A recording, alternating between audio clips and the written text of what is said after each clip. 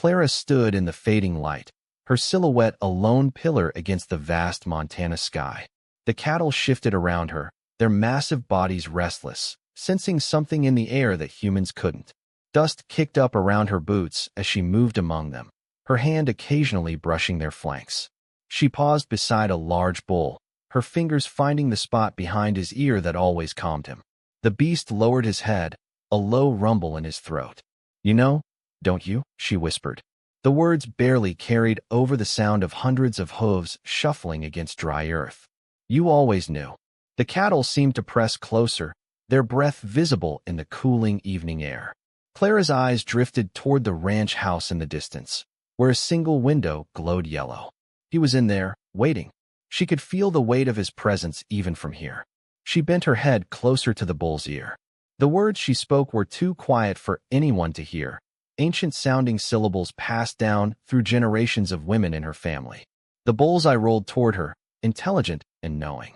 Clara straightened up, her face hardening as she looked back toward the house. The last rays of sunlight caught something in her eyes, a flash of determination that had been building for 20 years. The Blackwater Ranch sprawled across 3,000 acres of Montana territory, bordered by mountains to the west and the endless prairie to the east. Clara had arrived here as a bride of 19, full of hope and foolish dreams. Now, at 46, those dreams had long since dried up like the creek beds during drought years. The main house stood weathered but proud, its wooden porch sagging slightly on the south side where the foundation had settled.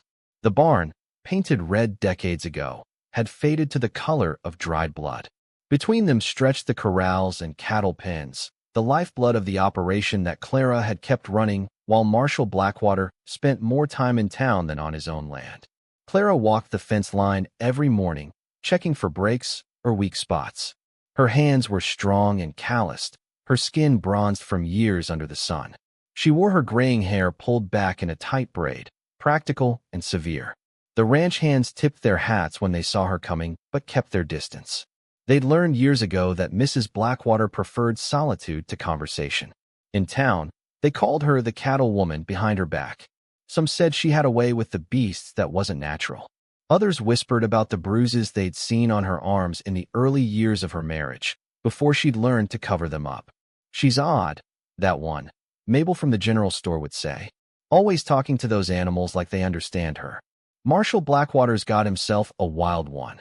The men would chuckle at the saloon, while Marshall himself smiled tightly and ordered another whiskey. What none of them knew was how Clara's hand trembled when she heard the sound of her husband's horse returning from town, how she counted the empty bottles by the door to gauge his mood, how she slept in the barn on the worst nights, the cattle lowing softly around her, as if standing guard. Clara was feeding the chickens when she saw the rider approaching. The postman rarely came all the way out to Blackwater Ranch unless there was something important. She wiped her hands on her apron and walked to meet him. "Mrs. Blackwater," he nodded, handing her a thick envelope. "From the county office." The paper was heavy, expensive, the seal of Gallatin County pressed into red wax on the back. Clara turned it over in her hands, a sense of foreboding settling in her stomach. "Thank you," she said, her voice rusty from disuse. After the postman left, Clara sat on the porch steps and broke the seal. The letter inside was formal, the language stiff and official. Notice of public meeting regarding the proposed sale of Blackwater Ranch lands, parcels 1 through 7, currently held in the name of Marshall Blackwater. Clara read the words again, her heart pounding against her ribs. He was selling the ranch. Her ranch. The land that had been her prison and her sanctuary. The letter invited all interested parties to attend a town meeting 3 days hence to discuss the proposed development of Blackwater lands into a new railway station and accompanying businesses. The paper crumpled in her fist. Inside the house, she heard the floorboards creak as Marshall moved about. He knew this letter was coming. He'd planned this without a word to her. Clara stood, her legs unsteady. She walked past the house, past the barn, out to where the cattle grazed in the east pasture. They raised their heads as she approached, as if they'd been waiting for her. "He's taking it all," she told them, her voice breaking. "Everything." A large cow approached, nudging Clara's hand with her wet nose. Clara stroked the animal's face, feeling the rough warmth of her hide. What am I supposed to do now? She whispered. The cow blinked slowly, then turned her massive body toward the setting sun. Clara followed her gaze to the mountains in the distance, purple shadows creeping across their faces. Something stirred in her memory, her mother's voice from long ago, telling stories about the women in their family, about strength that came from the land itself. For the first time in years, Clara felt something other than fear or resignation. It rose in her chest like a flame catching dry kindling. The town hall was packed when Clara slipped through the door. She dressed in her Sunday best, a navy blue dress that had grown loose on her frame over the years. Heads turned as she made her way to an empty seat near the back. Marshall, standing at the front with the mayor and a man in an expensive suit, narrowed his eyes when he saw her. As I was saying, the mayor continued, the proposal before us would bring significant investment to our community. The Northern Pacific Railway has expressed interest in establishing a new station on what is currently the eastern portion of Blackwater Ranch. Clara sat straight-backed, her hands folded in her lap. Around her, the townspeople murmured their approval. New business. More money. Progress. Mr. Blackwater has generously agreed to sell the necessary acreage, the mayor said, gesturing to Marshall, who nodded magnanimously. The proceeds will fund a new saloon and hotel in town, which Mr. Blackwater will operate. Clara's fingernails dug into her palms. The eastern pasture, where her cattle grazed, where she went when the house became unbearable. Are there any questions or concerns before we move to approve the proposal? The mayor asked, his eyes scanning the room, but skipping over Clara entirely. Clara stood. The room fell silent. I have a concern, she said, her voice stronger than she expected. Marshall's face darkened. My wife is unwell, he said quickly. Clara, this isn't the place. That land isn't just yours to sell, Clara continued, speaking directly to the mayor. Half of Blackwater Ranch belongs to me. It was my dowry when we married. The mayor looked uncomfortable. Mrs. Blackwater, I understand your confusion, but legally speaking. I'm not confused, Clara said. Check the county records. My father wasn't a fool. The eastern parcels were deeded to me specifically. The man in the expensive suit leaned over to whisper something to Marshall, whose face had turned the color of a thundercloud. This meeting is adjourned, Marshall announced abruptly. We'll reconvene when certain legal matters have been clarified. People began to file out, casting curious glances at Clara. She remained standing, her heart hammering but her resolve firm. When Marshall approached her, his smile was tight and didn't reach his eyes.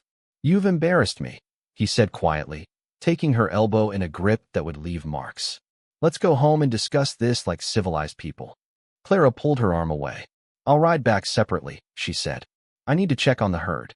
Before he could stop her, she slipped out the side door and into the gathering dusk. The cattle were restless when Clara reached them, moving in tight circles and lowing uneasily.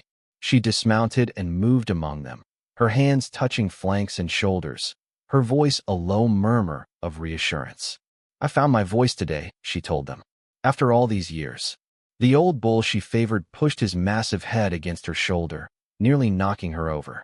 Clara laughed, a sound so foreign to her own ears that it startled her. You're right, she said. It's not enough, is it? Finding my voice won't stop him. She thought about Marshall's face in the meeting, the cold anger in his eyes. She knew what waited for her at the house tonight. I need to be stronger, she whispered to the cattle. Like my mother was. Like her mother before her. As darkness fell completely, Clara made her way to the barn instead of the house. She climbed to the hayloft and pulled an old trunk from beneath the eaves. It had been her mother's, filled with the few possessions Clara had brought with her when she married. She hadn't opened it in years. Inside, beneath faded dresses and a worn quilt, lay a small leather-bound book. Her mother's journal. Clara's fingers trembled as she opened it, the spine cracking with age. The pages were filled with her mother's neat handwriting, observations about the weather, recipes, household accounts. But as Clara turned the pages, she found other entries. Darker ones. John's temper worsened today. He struck me for the first time. I will not allow there to be a second. Clara's breath caught. Her father had always seemed so gentle in her memories. She read on, turning page after page as the night deepened around her. The cattle know. They always know. Our family has always had the gift, the connection to the beasts of the field. When I speak to them, They listen. When I ask for their protection, they give it freely. Clara's heart pounded as she read her mother's words. The strange whispers she'd shared with the cattle since childhood, the ones Marshall had mocked and then forbidden, weren't just childish fancy. They were her inheritance. Between the pages of the journal, Clara found a folded letter addressed to her in her mother's handwriting. The seal was unbroken. With shaking hands, Clara opened it. My dearest Clara, if you are reading this, then you have found your strength at last. I have seen the man you are to marry. I have seen the hardness in his eyes that reminds me too much of your father in his darkest days. Know this. The women of our line have never been victims for long. We have carried within us the ancient words, the connection to the beasts that sustain us. When the time comes, when you can bear no more, speak the words I taught you as a child. The cattle will hear. They will understand. They will protect what is theirs, as you must protect what is yours. Be brave, my daughter. Be fierce. Reclaim what is yours by right and blood. With all my love, your mother. Clara pressed the letter to her chest, tears streaming down her face. All these years, she had thought herself alone, abandoned. But her mother had known, had prepared her. Outside, the cattle lowed, as if calling to her. Clara wiped her eyes and descended from the hayloft. When she stepped outside, the herd had gathered near the barn, their eyes reflecting the moonlight. I understand now, she told them. I know what I must do. The day of the rescheduled town meeting dawned clear and hot. Clara rose before the sun, dressing carefully in her best dress, the one she'd worn on her wedding day. It hung loose on her frame now, but the blue still brought out the color of her eyes. Marshall had not returned to the ranch the previous night. Clara knew he'd been gathering his forces, lawyers, businessmen, the power brokers of the county who owed him favors or feared his influence. She braided her hair tightly and pinned it at the nape of her neck. From a drawer in her dresser, she removed the deed to her portion of the ranch, the document her father had insisted she keep separate from the household papers. Marshall had searched for it over the years, she knew, but never found it. Before leaving for town, Clara walked out to the eastern pasture. The cattle were gathered there, as if waiting for her. She moved among them, touching their sides, whispering to them. The old bull stood apart, watching her with knowing eyes. Today it ends, she told him. One way or another. The town was buzzing when Clara arrived. Word had spread about the dispute over the land. People nodded to her as she passed, curiosity in their eyes. Some even smiled, small gestures of support that would have been unthinkable a week ago. The meeting hall was even more crowded than before. Marshall stood at the front with the mayor and 3 men in suits, lawyers, by the look of them. His face was composed, confident, but Clara saw the tension in his shoulders when he spotted her. Before we begin, the mayor announced, I want to assure everyone that we've thoroughly investigated the legal questions raised at our last gathering. I'll now turn the floor over to Mr. Blackwater and his legal counsel. One of the lawyers stepped forward, a document in his hand. After careful review of county records, we can confirm that Marshall Blackwater is the sole legal owner of all Blackwater Ranch lands.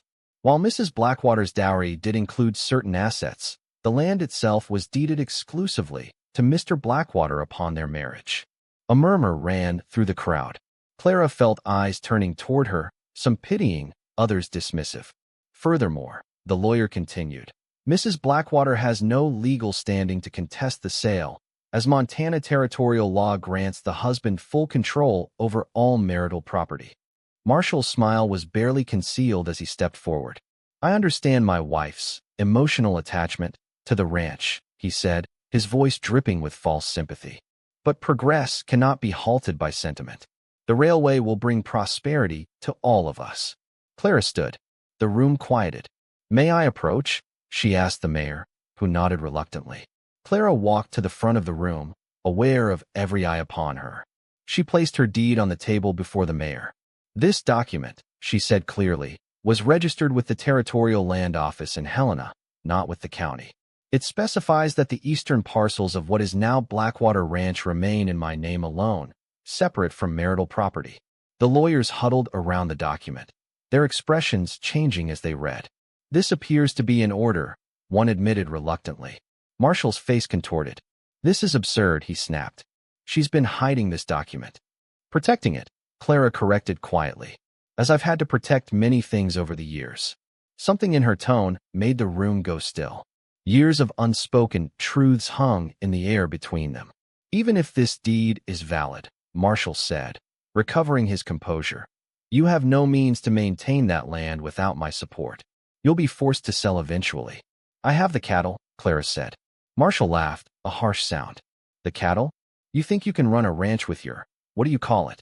Your special way with the beasts. He turned to the crowd. My wife has always had peculiar ideas about the livestock. Talks to them like they're people. Thinks they understand her. Nervous laughter rippled through the room. Clara felt her cheeks burn, but she held her ground. I'm taking my land and my cattle, she said firmly. Today, you'll do no such thing, Marshall said, stepping closer. For the first time, he seemed to forget they had an audience. His voice dropped to the dangerous whisper she knew too well. You are my wife. That land is mine. Those cattle are mine. You are mine. And you will do as you're told. Or what? Clara asked. You'll hit me again? Here, in front of everyone. The room went deadly silent. Marshall's face drained of color. Clara, he warned. No, she said. No more. She turned to face the crowd. For 20 years, I've lived in fear on my own land. I've hidden bruises and broken bones. I've watched this man take everything from me, my youth, my hope, nearly my sanity. But he will not take my land. Not today. Not ever. Marshall lunged for her arm, his fingers digging into her flesh. You lying bitch, he hissed. A commotion at the back of the hall drew everyone's attention. The doors burst open, and sunlight flooded in, momentarily blinding the assembly. When their vision cleared, people gasped. Cattle, dozens of them, crowding the street outside the hall. The old bull stood in the doorway, his massive frame blocking the entrance, his eyes fixed on Marshall. What the hell? Marshall released Clara's arm, taking a step back. Clara walked calmly to the doorway, placing her hand on the bull's broad forehead. They came when I called them, she said simply. They always have. The cattle parted to let her through, then closed ranks behind her. Marshall rushed to the doorway, but the bull lowered his horns, a warning rumble in his chest. Clara, Marshall shouted. Get back here. Clara turned to face him, the entire herd surrounding her like a living fortress. The cattle know, Marshall. They've always known what happens in that house. What you do in the darkness. This is insanity, Marshall sputtered, looking to the townspeople for support. But they stood transfixed by the sight before them. Clara Blackwater, standing tall amidst a sea of massive beasts that seemed to defer to her like subjects to a queen. I'm taking what's mine, Clara said. My land, my cattle, my life. You can't just, Marshall started, stepping out onto the street. The cattle moved, not away from him, as would be natural, but toward him. Slowly, deliberately, they began to encircle him, their huge bodies pressing closer, their eyes fixed on him with an intelligence that seemed impossible. Call them off, Marshall demanded, a note of panic entering his voice. Clara watched, her face impassive. They make their own choices, she said, just as I'm making mine. The circle tightened. Marshall's face went white as he realized his position. The cattle weren't charging or attacking. They were containing him, imprisoning him in a wall of flesh and horn. Help me, he called to the townspeople, who had spilled out onto the street to watch. But no one moved. They'd all heard Clara's words. They'd all seen the bruises over the years, looked away, said nothing. The cattle know who you are, Clara said, her voice carrying in the strange hush that had fallen. They know what you've done. She turned away from him then, walking toward the edge of town where the road led back to the ranch. The majority of the herd followed her, their hooves raising dust that caught the sunlight like gold. Behind her, Marshall remained encircled by a dozen of the largest steers, unable to move in any direction without confronting half a ton of determined flesh. His shouts faded as Clara walked away, the cattle a silent procession around her. Word spread quickly about what the townspeople came to call the cattle judgment. Some said it was a miracle. Others called it witchcraft. Most simply shook their heads in wonder and admitted that perhaps Clara Blackwater had been right all along. The cattle did understand more than humans gave them credit for. Marshall Blackwater left town 3 days later, his reputation in tatters, his business deals collapsed. The railway found another route, one that didn't cross Clara's land. Clara rebuilt the fence along the property line, marking the boundary between what had been Marshall's and what had always been hers. She hired 2 young men from town to help with the heavy work, paying them fair wages and teaching them her ways with the cattle. On cool evenings, she could still be seen walking among the herd, her hand occasionally touching a flank or shoulder, her lips moving in what might have been conversation. The cattle would gather around her, their massive bodies forming a circle of protection, their eyes watchful and wise. Under the old oak tree near the eastern fence line, Clara buried her mother's letter and journal, a secret legacy for the next woman who might need its wisdom. Above it, she placed a small stone marker with no name, just a simple carving of a woman standing among cattle. The townspeople still called her the cattle woman, but now they said it with respect, even awe. Children brought her small gifts, drawings of cows, wildflower bouquets. The old women nodded to her at church. The men removed their hats when she passed. And if sometimes, in the quiet of dawn, people passing by the eastern pasture heard Clara Blackwater whispering to her cattle in strange, ancient words, well, they simply tipped their hats and continued on their way, leaving her to her private communion with the beasts who had saved her.